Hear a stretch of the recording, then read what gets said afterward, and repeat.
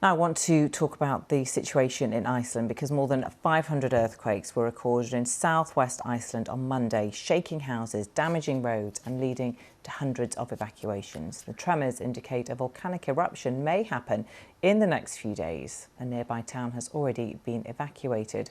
An eruption of another volcano back in 2010 led to the cancellation of tens of thousands of flights, although experts don't believe a repeat of that disruption is likely at the moment. My colleague Jess Parker is in Reykjavik with the latest. Yeah, so there's been a couple of things going on that have been particularly marked.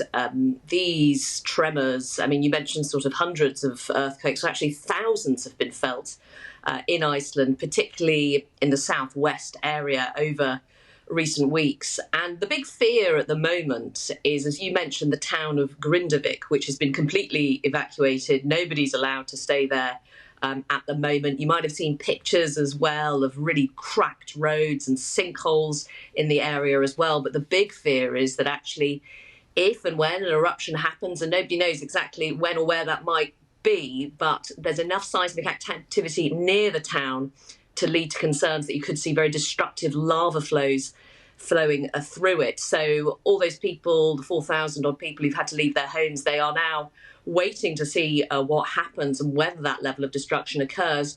You mentioned 2010. I mean, I think at the moment, from what I'm told, talking to volcanologists, they don't necessarily expect major travel disruption whenever this eruption may occur, because just of the composition of the magma and where it is at the moment.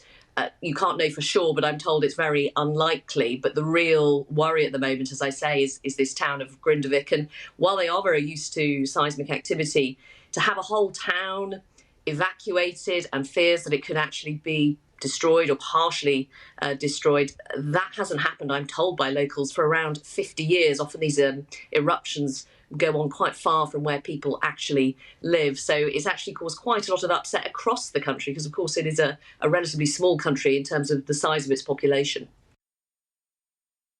Jess Parker there. Now